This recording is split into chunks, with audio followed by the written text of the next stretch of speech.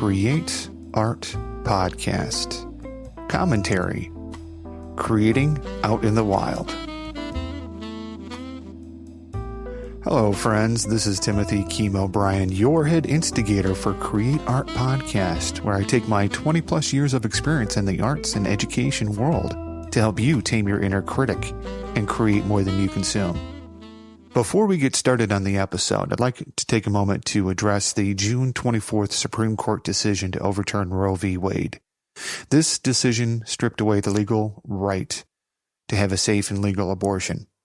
Restricting access to comprehensive reproductive care, including abortion, threatens the health and independence of all Americans.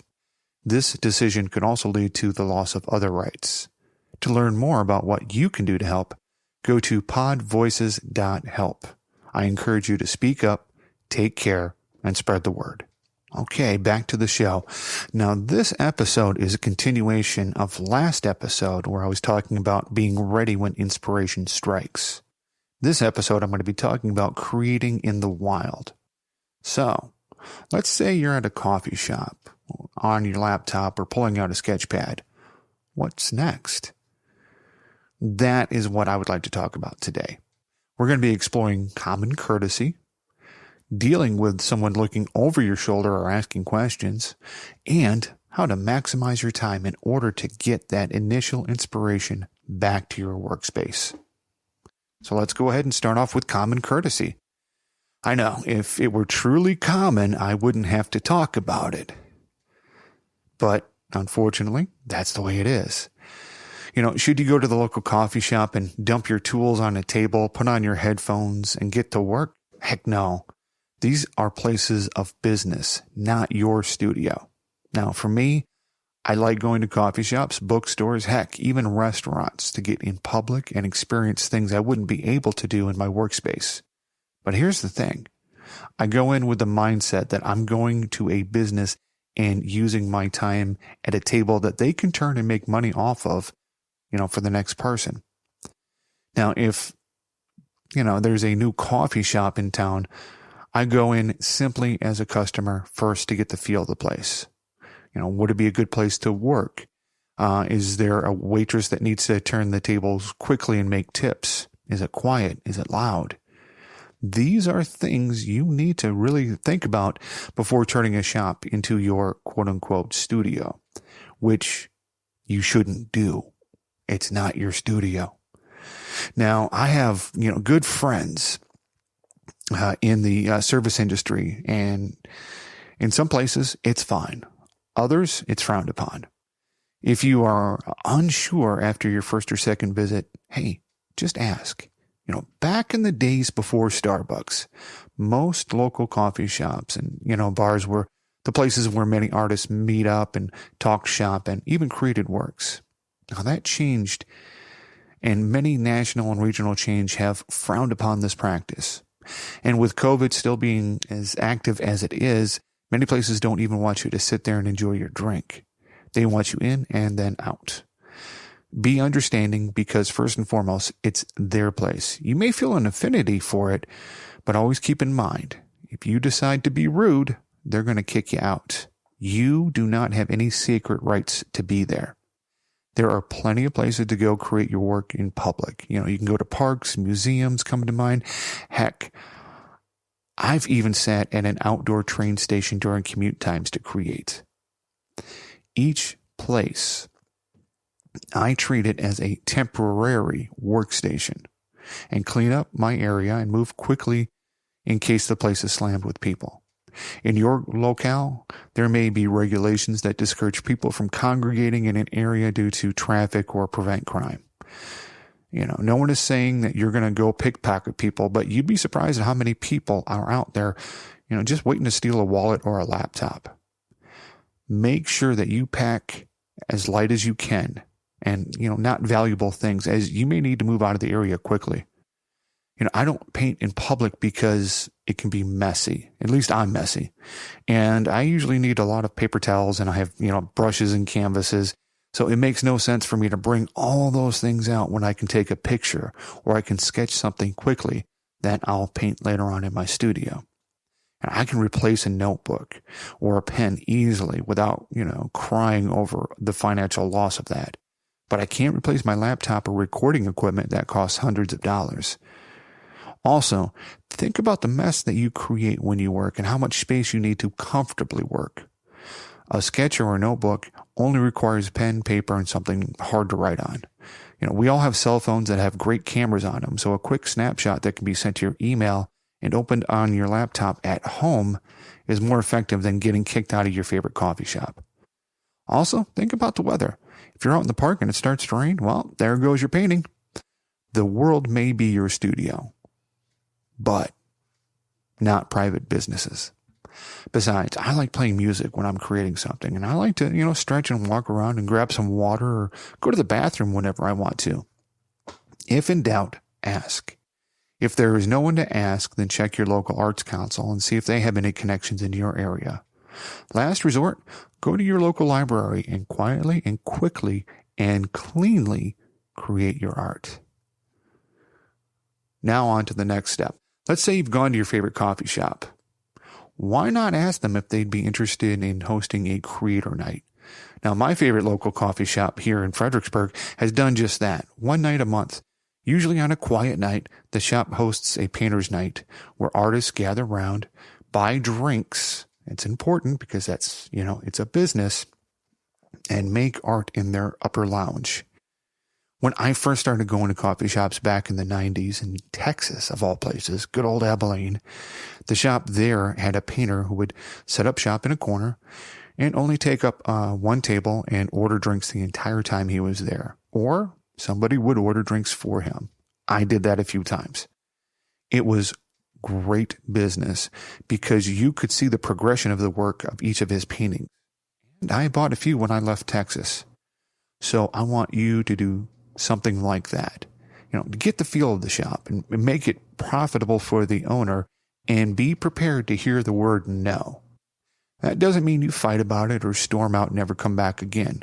You try later or refer the shop owner to this podcast, and I'll tell them, hey, they should probably do this. The thing is, you want to form a long-lasting relationship with the shop, and this may turn into your first gallery showing. The coffee shop I attend now and the one I attended in the 90s do commissions. And at the very least, you're going to develop a relationship with your audience when you create your work there in that coffee shop. This leads me to talk about the benefits of creating out in the wild. So, you're out there painting, sketching, writing, whatever your discipline is, and you have the blessing of the owner, and you are, showing common courtesy by not disturbing other patrons. Everything is going great, and you feel someone looking over your shoulder, or they make disapproving sounds. First and foremost, remember a few things. Everyone has an opinion, and they're entitled to it. When they're expressing their opinion, that's fine. They don't know your journey or your style or work process, so they're probably confused. While you're not an employee of the shop, you are tangentially representing the shop. Don't snap at them, even if you have a short fuse. Just know that this is going to happen, and it shall pass, like a kidney stone. What they don't have a right to do is take up your tools, take them out of your hand, or your painting or drawing, damaging any of your work, or verbally attacking you. If you have the permission to be there, you are covered. If they don't like the art, that's fine. It's only words, and just let it flow off, like water off the duck's back. A way to avoid this is by wearing headphones. You could also set up a little sign simply that states, "Please do not disturb." Now, if someone is going to be an ass, they're going to be an ass everywhere. For me, it's a bit easier because, I'm a bigger person and I have several tattoos on my arms. So people usually don't approach me. If you don't want to get the tattoos, which, I think you should, but if you don't want to get tattoos all over your arms, then I would say just ignore the rude people, and eventually, they're going to leave. Now, and just realize too that, some people just get their kicks, and hey, isn't that sad? If you give them no ammo or acknowledgement, they will go away. But if they don't go away, then bring the staff member into the situation. And a lot of times, if you're a fixture in that coffee shop or wherever you're at, the owner and the employees want to have you around, then they'll go ahead and correct the situation and, either seat you in a different spot or have the other person leave. Now, conversely, by creating out in the wild, this can bring you, clients and build your audience. Now, if somebody asks about your work, I would have a business card handy, or if you have a website, make it easy to remember, like Create Art Podcast, real easy to remember. You could have a button or a sticker or a pen that has your brand on it and ready to hand out. Now, that doesn't mean that you're going to bring a huge sign and put it on your table unless the owner says it's okay. Also, you want to be graceful when people compliment your work. Nothing turns someone off more than an artist who seems to think that they're better than everyone or dramatizes an interruption. Trust me, you are not that special. I mean, you're special because you're listening to this podcast, but you're not that special. You do have the time to talk with a potential audience member, or better yet, a client. Plus, if you don't want to be disturbed, then why the heck did you come out in public? Get over the being disturbed thing. You're not a hermit. There are times when, you do need to be alone with your thoughts and do your work. But then there are times when you need to connect with the outside world and show a work in progress. Okay, now you've done some of the work out in the coffee shop or wherever you are. You want to keep that mojo going on when you get back to your studio. Now, many of you already have a smartphone. Some of you don't have, smartphones. You have stupid phones, but most phones, they can take a picture and take a place of where you're creating, and if possible, take a picture of the object that inspired you. Make note of any music playing or other sounds, and try to recreate that moment in your studio. Now, for me, when I first started going to coffee shops, I heard John Coltrane's My Favorite Things. So when I'm in my studio/man cave, I put on Coltrane or other jazz that I'm interested in. I look at where I left off in the work that I was doing and make a pot of coffee and just relax for a few minutes and let my mind go back to the coffee shop where I was working at. Now, I usually try to spend as much time in the in the studio as I spend at the coffee shop. So, usually less than 2 hours working on a project at the coffee shop means less than 2 hours in my studio. I want to recreate this session if it was successful. Now, if it wasn't successful, and only you can determine what success is, then I just take whatever scraps I have and put myself in that mood. When you come back to the studio, make sure you document all the things that happened in the wild. How much time it took. Were there interruptions? Did you hand out a card? What music was playing that you were listening to? All those details are going to be important to you. And think of it this way. You want to be able to recreate successful working conditions, not only artistically, but also in developing relationships with others. Think of it this way. If you are in good terms with the shop owner and staff, you already have clients in the making. Also, they can be your voice piece when you're not in the shop. I would seriously consider giving them first pick on works you create and then giving them a good discount. Food service doesn't pay much, and the owners, if they're independent, shop owners, are not raking in the cash usually. Now, if someone comes in and likes the paintings that you have left out in the shop, even if they're not for sale, that owner or staff member will, talk you up. And if you have business cards, left behind, they'll make sure that you get in contact with them. So don't necessarily measure success by how much work you get done. Keep this aspect in mind and build out those relationships.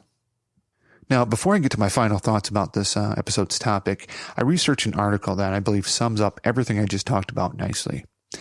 In Writing Cooperative's blog post entitled Why You Need to Stop Hiding Your Art and Practice in Public, they mention 5 reasons why you should be out there making art in the wild. First reason is that we all need practice. And I know this is true for me. I need all the practice I can get, especially, if I'm feeling stagnant in my current place where I'm practicing. Maybe a change of scenery is what you need. And if you know my paintings, you know that I paint like a 4-year-old on crack. Their second point is we all need to share. Now, I know that you're wanting to share your work with the world. Otherwise, you wouldn't be listening to this podcast. But the world won't necessarily be coming to your studio. So go to them. Bring the work from out of the dark and into the light. And maybe you'll find a client or your audience, or maybe even a mentor or a colleague to share your ideas and work with. The third point builds on the second point, where we need to be discoverable. If you are out there, you will meet people and develop relationships, good or bad, hopefully good.